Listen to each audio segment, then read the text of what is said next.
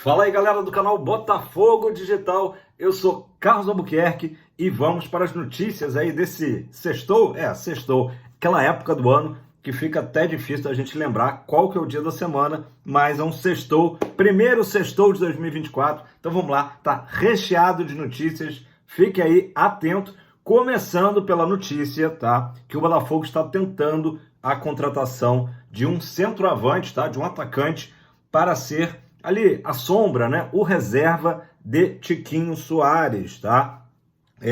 Ou seja, a situação, o acerto com o Diego Costa parece cada vez mais difícil, até questão familiar, né? A família do Diego Costa ficou na Europa quando ele veio para o Botafogo, mas era um período ali de 4, 5 meses, né? E agora tá pesando isso aí para que o Diego não continue no Botafogo, tá? Então, o canal do Nicola, tá, trouxe a informação de que o Botafogo está tentando a contratação do atacante brasileiro João Pedro, que já está um bom tempo lá no Oriente Médio, olha, desde 2017, já praticamente 7 anos lá no Oriente Médio, o João Pedro, que é destaque do Al Tawon, da Arábia Saudita, nome parece coreano, né? Mas é árabe o time, e o João Pedro, inclusive, já foi sondado pelo Botafogo há um ano atrás, tá? Antes do Tiquinho Soares, mais de um ano, né?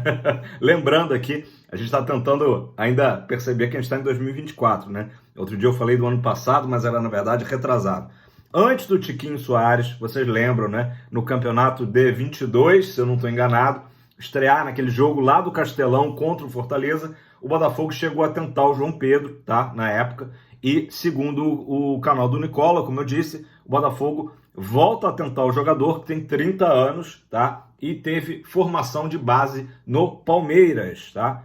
Como eu falei, já está aí há muitos anos no Oriente Médio, já deve ter feito, né, um pé de meia razoável, né? E vamos ver, vamos aguardar aí as novidades. Só para vocês terem uma ideia, na primeira metade da temporada do João Pedro, lá na Arábia Saudita, ele fez 17 jogos, tá? E marcou 8 gols, praticamente 0,5 gols por jogo, a média do João Pedro, que viria justamente para ser o novo Diego Costa, né? Ou seja, a nova opção ali de ataque para ser reserva do Tiquinho, né? Galera, ontem, finalmente, aleluia! Deixa eu ver aqui, ontem foi dia 4 de janeiro, o Botafogo oficialmente apresentou nas suas redes sociais o primeiro reforço do ano. Aliás, teve um spoiler, né? O Santos, ali pelas 4h30 da tarde, mais ou menos, postou nas suas redes sociais que tinha fechado a venda do goleiro John, né? O John Vitor, para o Botafogo. E aí, depois disso, a torcida já ficou ali, pô, finalmente, né? O Botafogo fez aquela postagem, aliás, fez 2 postagens oficiais, dando as boas-vindas ao John Vitor, né? O John Vitor, galera, falei aqui ontem que ele tinha 1,92, era a informação que tinha no Transfer Market, tá? Aí até teve um amigo aqui embaixo que corrigiu, né? Falou, não, ele tem 1,96. Então eu corrijo aqui a informação. Ele tem 1,96, 27 anos, vai fazer 28 agora, mês que vem, e ele foi contratado pelo Botafogo por 8,5 milhões de reais, tá? Isso que o Botafogo pagou para ter direito a 80% dos direitos econômicos do jogador, tá? Esse óculos novo aqui tá meio... Preciso ajeitar ele, tá meio caindo. Enfim, assunto aleatório, né? Gente, falando em goleiro e falando no Santos, tá? O Santos tentou trazer um jogador para fazer frente ao próprio João Paulo, né? Que quis ficar para disputar a Série B. E justamente o goleiro Tadeu, né? Que eu informei há alguns dias que o Botafogo também fez essa sondagem ao Goiás, tá? Só que a informação que o GE trouxe é que a equipe esmeraldina, né, do Centro-Oeste pediu 35 milhões de reais pelo Tadeu. Absurdo, né? Vi até um internauta ali brincando, comentando, poxa, por essa grana o cara compra o Goiás. Não é bem assim, né? Óbvio, uma brincadeira, uma provocação ao Goiás, mas realmente muita grana pelo Tadeu. Talvez isso explique aí por que o Botafogo tomou outro rumo, né? E buscou, de fato, o goleiro John, né? Voltando a dizer, o John já era um jogador muito bem visto internamente, né? Desde a época da contratação do PR, o John já era um foco do scout alvinegro, tá? O John que tem um histórico, né, antes do Valladolid, no próprio Santos e no Internacional, né? E inclusive foi muito bem, né, nessas equipes, e os torcedores, né, santistas e colorados têm saudades do goleiro John. Eu acompanhei um pouco ali as redes sociais do John, né? Dei uma olhada ali, uma stalkeada, né? E teve até um jogo recente ali, final do ano, em que ele sai aquelas imagens assim como se fosse Valladolid TV, né? Ele sai, carajo, vamos! Então eu acho legal isso, assim, não pelo palavrão, porque isso aí já tá, né? Faz parte do futebol, mas assim, para um cara vibrante, né? O Botafogo, ano passado, infelizmente, sucumbiu com uma equipe, entre aspas, morta, né? Que pouco vibrava em campo. Também, eu acho que era as circunstâncias. Se a gente for lembrar a dupla que acabou de sair para o Lyon, né, especialmente o Adrielson, né, o PR nem tanto, mas o Adrielson era um cara muito vibrante no primeiro turno, quando ele fazia um corte, né, a torcida fazia aquele e ele vibrava e gritava, e isso depois não se viu mais, mas assim, eu dei essa volta toda para falar que eu achei legal isso da postura do John, porque tem goleiros que são mais frios, como foi o próprio Jefferson, né? Do Botafogo, que aliás foi aniversariante aí agora há 2 dias atrás. O próprio Dida, né? Que a gente lembra do Cruzeiro, do Milan, seleção brasileira. Caras assim bem frios, né? O importante é que o John seja um cara frio em campo. Mas, ao mesmo tempo, essa vibração dele eu achei bem legal, tá? E aí, fazendo toda essa conexão que eu falei do Tadeu, do Goiás, enfim, eu tive vendo, tá? Os jogos do confronto entre Goiás e Estudiantes de La Plata. Aconteceu há mais ou menos 5 meses atrás, quem quiser pesquisar, pelas oitavas de final da Sul-Americana. E nos 2 jogos, o destaque absoluto foi o Benjamin Roleiser. Acertei? O Benjamin Roleiser. Ele foi destaque absoluto nas 2 partidas, tá? Vi lances também dele, naturalmente, né, naqueles cortes ali, claro, que privilegiam, né, os lances que dão certo, mas vi lances dele, e é um jogador que parece muito versátil, né? É um canhoto super habilidoso, né? A gente conhece, né? Camisa 10, canhoto, argentino, claro, não tem nem comparação com o Maradona, antes que alguém fale que eu estou comparando, nada disso, mas é um cara bem habilidoso e com uma valência muito importante, né? A finalização, um cara que arremata muito bem para o gol. Então você vai ver nos lances do Roleiser, gol de tudo quanto é jeito, de cabeça, até de direita tem, mas óbvio que a canhota dele calibrada é a especialidade. Voltando ao confronto com o Goiás, tem uma curiosidade nesse confronto, que é a seguinte, além do Tadeu, né, que eu acabei de comentar, jogava no Goiás o Lucas Alter e o Luiz Oyama, né? Interessante aí, coincidências do futebol, tá? Primeiro jogo foi lá na Argentina. Vamos contextualizar aqui. Primeiro tempo estava equilibrado, até que tem uma expulsão de um jogador do Goiás, né? Entra com o pé alto, enfim. O juiz não conversou e deu vermelho. Obviamente que a partir dali, o Estudiantes, com um jogador a mais, né, passou a ter uma vantagem, né, no jogo. E aí o Estudiantes faz 1-0, e depois o segundo e o terceiro gols são do Roleiser, tá? Um gol muito bonito, o primeiro, assim que ele pega golaço, e o outro gol já é um gol, como eu disse, ele tem um repertório vasto, não é um gol assim de centroavante, só tocou para o fundo das redes sem muita dificuldade. Agora, o principal gol dele nesse confronto com o Goiás acontece na semana seguinte, no Serra Dourada. Bom, o confronto já estava 3-0, né? O placar da primeira partida, então já estava meio que definido ali, né? Logo aos 5 minutos de jogo no Serra Dourada, o Estudiantes faz um gol, né? Então, praticamente ali já sepultou as chances do time brasileiro. E no início do segundo tempo, o Roleiser justamente pega uma bola linda de fora da área e até o jogador, se não me engano, o jogador que tenta chegar nele ali na marcação é o Lucas Alter. Então agora esperamos, né, que o Botafogo consiga contratar o Roleiser e consiga confirmar a vinda do Lucas Alter e aí ter esse reencontro agora jogando no mesmo time. Interessante, né? Depois, para quem tiver curiosidade, aí o outro confronto, né, o próximo confronto da Sul-Americana foi o Corinthians, né? O Estudiantes acabou eliminado pelo Corinthians. O Corinthians ganha em São Paulo por 1-0. O Estudiantes repete, devolve o placar lá na Argentina, um gol até no início da partida, mas aí o Corinthians, com o Cássio muito bem, conseguiu segurar o placar e depois bateu a equipe argentina nos pênaltis, tá? Mas assim, gente, os lances do Rolaser realmente, claro, considerando isso, né, que são mostrados ali os lances que dão certo, né?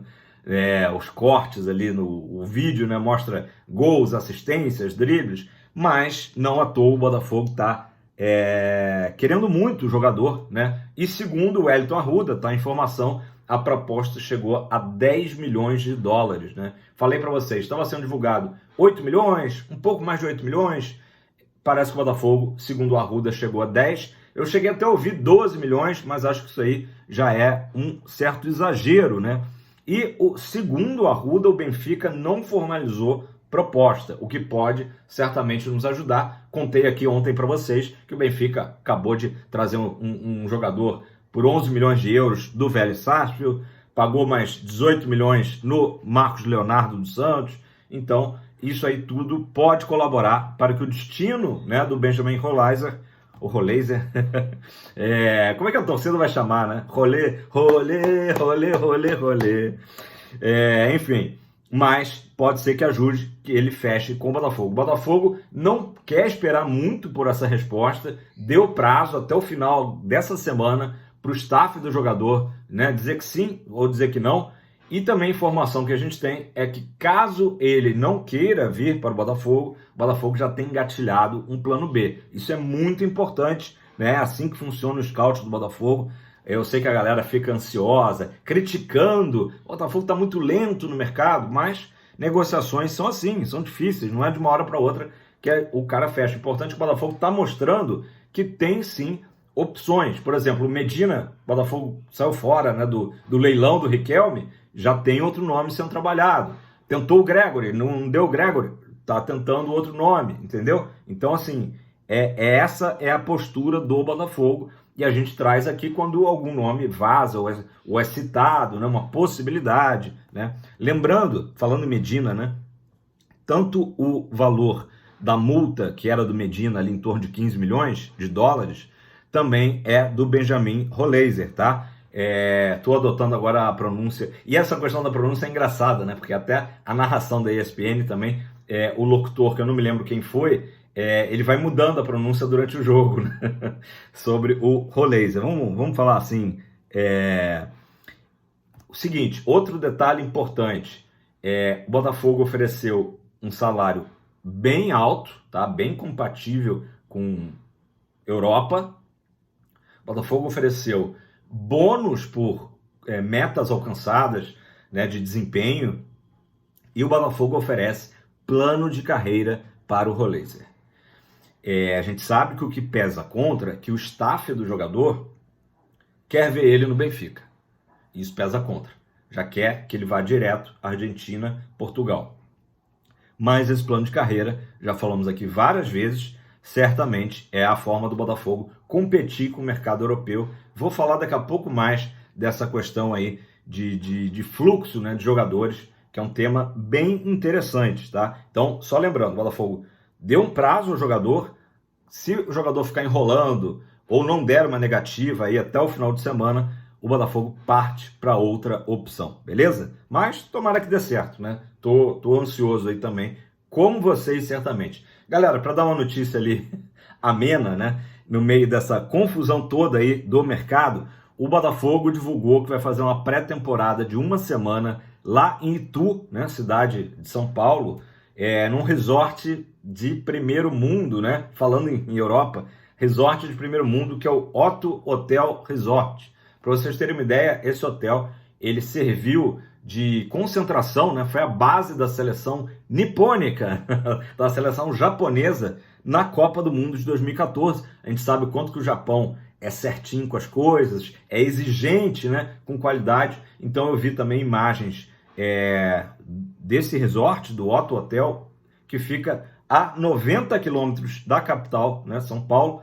e realmente é belíssimo lugar, campos de treinamento. O Botafogo vai ficar de 9 a 15 de janeiro. Foi um pedido do Thiago Nunes, é uma forma, naturalmente, de entrosar os jogadores novos que estão chegando, não só entrosar em campo, mas entrosar fora de campo também, né? Construir ali amizades, né, entre os jogadores. Acho uma ótima ideia. Até gostaria de que esse período fosse até estendido, né, a 2 semanas, por exemplo. Acho que poderia ser, né? Mas o Botafogo vai voltar, então, a tempo, né, da estreia, que é dia 17, no Campeonato Carioca. Lembrando que não vai ser esse time, né, que vai atuar. De início, o Botafogo começa ali com uma equipe sub-23, enfim, jogando o Carioca. O regulamento do campeonato, inclusive, permite isso nas 4 primeiras rodadas. Então, minha opinião, né, tô de fora aqui, não tô sabendo os detalhes, mas eu faria até 2 semanas de treino lá em Itu. O problema todo é que às vezes os jogadores ficam naquela, vamos ficar longe das famílias 15 dias, né? Aí começa já, de repente, por isso que esse prazo menor de 1 semana, beleza, galera? Pessoal, voltando aqui às contratações, o Jefferson Savarino, tá? Atacante venezuelano, lá do Salt Lake, Real Salt Lake, tá praticamente certo, né? Eu só não aposto que ele vai ser o próximo jogador anunciado pelo Botafogo. Um palpite, tá? Um mero palpite. Eu acho que o Botafogo talvez hoje faça a postagem do Jefinho, do retorno do Jefinho, tá? Palpite meu. Comenta aí embaixo quem que você acha que vai ser o próximo depois do John. Depois eu acho que o Botafogo pode anunciar justamente o Lucas Alter, né? E aí depois sim, talvez Barbosa ou Savarino. Savarino, segundo jornalistas internacionais especializados em transações internacionais, tá? Todos eles cravam o Savarino no Botafogo, tá? Então vou passar aqui para vocês, só com um detalhe, né? A gente começou a semana dizendo que a transação era 2,5 milhões de dólares, né, entre o Botafogo e Real Salt Lake. Ontem surgiu a notícia de 2,7 milhões de dólares. E agora tem a notícia de 3 milhões de dólares, aí cerca de 15 milhões de reais, que é do Mike Rincon, tá? É um desses jornalistas especializados em mercado da bola internacional, cravou Savarino fechado com o Botafogo, tá? O outro jornalista também especializado é o turco Ekrem Konur, tá? Que fez a postagem dizendo o seguinte: Savarino recusou proposta de 3 times sul-americanos para fechar com o Fogão. Então, tomara. Eu acho que é uma ótima contratação do Botafogo. Um jogador que já tem experiência de 2 temporadas no futebol brasileiro, conhece o futebol brasileiro, né? E um jogador efetivo, um cara driblador, ótimo ponta, né? É um jogador que para mim chega para ser titular, tá? Sem sombra de dúvidas. Então, e fechando aí, né, a tríplice coroa de jornalistas internacionais, agora um brasileiro, mas que trabalha só com Major League Soccer, tá? Especializado em futebol norte-americano, o Thiago Brandão também cravou que o Savarino está fechado com o Botafogo. Então, tomara que isso aí tudo esteja correto, né? Inclusive, a informação do Thiago Brandão é de que o Botafogo está trabalhando para ter o Savarino já no domingo se apresentando junto com os outros jogadores. Tomara, beleza, show de bola. Galera, vamos lá. O Ricardo Azambuja, que é um blogueiro lá do Fogão Net, ele fez um comentário, eu acho que foi no Twitter, tá? Se não me engano. Se não for, galera, corrija aí embaixo, que eu sei que vocês estão atentos a tudo. Ele fez uma postagem sobre a importância do Botafogo, aí eu volto naquele assunto, né, de quebrar paradigmas, quebrar o fluxo de jovens talentos sul-americanos que fazem justamente, normalmente, essa ponte aérea. América do Sul, Europa. América do Sul, Europa. Aí vai para o Ajax, aí vai para o próprio Benfica, né, clubes que estão monitorando, né, os jovens talentos sul-americanos. Então o Botafogo está tentando quebrar, né, esse fluxo, justamente com o que eu falei antes, né, com um plano de carreira para esses jogadores, como é o caso do Benjamin Rolaiser. Vou demorar até acostumar com uma pronúncia. E aí o John Textor veio nesse post, tá, do Azambuja e respondeu: "Finally somebody said it." Finalmente alguém falou isso, né? Então ou seja, o Textor concordou, assinou embaixo com as falas do Ricardo Zambuja, de que o Botafogo está tentando, né, quebrar esse ciclo, né, vicioso de o jogador argentino vai para a Europa, o jogador brasileiro, às vezes, muito novo, vai para a Europa, né? Então, passar pelo Botafogo, né, o Botafogo ser uma opção de time antes, né, de chegar à Europa. E, inclusive, o Fogão.net publicou agora há pouco, interessante, a gente fala o seguinte: o Botafogo não é um clube satélite do Lyon, não é um satélite do Crystal Palace, simplesmente o Botafogo passa a ser uma opção, e a ideia do Textor é essa, com construção de CT, com a formação do ser humano, com escola bilíngue, enfim, para que o jovem talento, tá, sul-americano, brasileiro ou não, né, enxergue o Botafogo, né, como uma boa opção, como uma ótima opção de formação, de base, enfim, e também de iniciar, né, de passar pelo Botafogo, né, antes de chegar à Europa. Isso é um tema bem interessante, tanto é que o Textor foi lá e concordou, tá? Aí nesse mesmo post veio um torcedor e lançou o nome do Carrasquilha, que está na nossa thumb. Coco Carrasquilha, que é um cara para ser observado, segundo esse internauta. Ainda se diz internauta? Ou é um termo do início da internet, né? Enfim, um perfil chegou lá e sugeriu para o Textor, viu que o Textor estava respondendo, né? E botou, pô, Carrasquilha is a man to watch, né? O cara para ser visto. E aí o Textor surpreendeu até na resposta, falou, vou dar uma olhadinha, mas eu nunca assisti um jogo da Major League Soccer inteiro. Eu tenho quase que concordar com o Textor, porque eu já tentei assistir alguns jogos da MLS e o nível técnico é fraco. Eu confesso que a última vez que eu tentei deve fazer uns 2 ou 3 anos. A gente sabe que está melhorando o nível por lá, mas o nível ainda é bem fraquinho comparado com as grandes ligas, naturalmente, né? Mas tem público, tem dinheiro rolando, né? Mercado norte-americano, nunca duvide, né, dos Estados Unidos, né? A gente sabe que os Estados Unidos está fazendo o dever de casa certinho para no futuro, né, tornar a Major League Soccer atraente, né? Mas aí o Textor falou isso. Eu nunca vi, mas vou dar uma olhada, tal. Aí ele dá meio que uma disfarçada ou não, né, sobre a dica aí do Carrasquilha, né? Ele falou, vou dar uma olhada, tal. E aí ele faz uma postagem falando sobre precisamos também ficar atentos aos talentos africanos, né? Que o scout do Botafogo também está ligado nisso. E aí é notório, né? Vou até ler aqui um trecho do Fogão.net sobre isso. Olha, deixa eu ver se eu acho aqui para vocês. Ó, o mercado do futebol está cada vez mais globalizado. O melhor atacante é norueguês, Haaland. O melhor lateral é canadense. O ponta badalado é da Geórgia. O atacante destaque do italiano, do Calcio, é da Nigéria e etc. Há claramente um fluxo maior de jogadores respaldados por um trabalho de identificação de talentos, tá? Aí cito o caso na América do Sul do Daniel Ruiz, que foi para o Santos, não deu certo, mas também pegou um Santos ali totalmente desestruturado, né? Mas o Santos era um caminho que o Daniel Ruiz e o staff dele viu para chegar à Europa, né? Que o Botafogo então passe a ser também visto dessa forma como um clube muito interessante para talentos sul-americanos. Então, resumindo, né, um tema que é longo, é extenso. Vou falar um pouquinho agora mais, tá, sobre o panamenho, né, falando aí de pátrias que não eram tão, né, conhecidas pelo futebol, né? Citei aqui alguns, o próprio Haaland norueguês. A Noruega nunca foi uma potência do futebol, né? Mas enfim, o Adalberto Coco, o apelido dele, Carrasquilha, é um volante, tá? 25 anos, ótima idade, e se destacou no seu time, que é o Houston Dynamo, tá? Lá da Major League Soccer. O jornalista José Miguel Domínguez Flores, o espanhol tem dia, do El Marcador, tá? Diz que o Botafogo é um dos clubes interessados no jogador, assim como Flamengo, Internacional e São Paulo aqui do Brasil. Então, tá todo mundo de olho.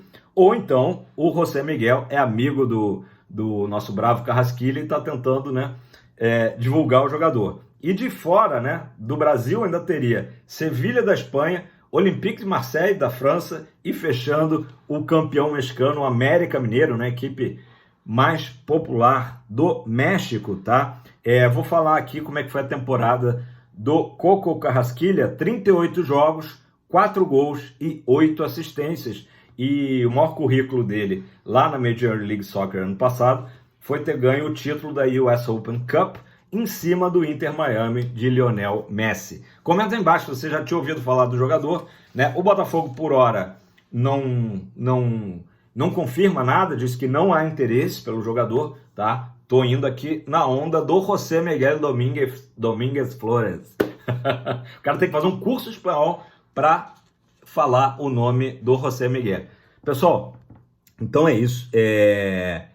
Essa é uma notícia aí, né? Off Botafogo, não tem nada confirmado Botafogo, mas por hora realmente a expectativa. Até lancei uma thumb com a capa no jogador diferente, para a gente não ficar ali tão fissurado no Roleiser e nem no Savarino, mas, né? Ou na chegada do John, mais uma vez aí, seja muito bem-vindo, John Vitor, mas tomara que amanhã a gente tenha essa notícia aí positiva em relação ao Savarino. Talvez a novela Roleiser demore mais uns diazinhos aí, 2 ou 3 dias, para ter uma definição, beleza? Galera, cheguei 26 minutos, só posso agradecer a moral demais que vocês estão dando, os vídeos aí dos últimos dias bombando total, surpreendente realmente, a moral, só posso agradecer, já deixa aquele like, comenta aí embaixo, compartilha esse vídeo, e se você não é inscrito, tá esperando o quê?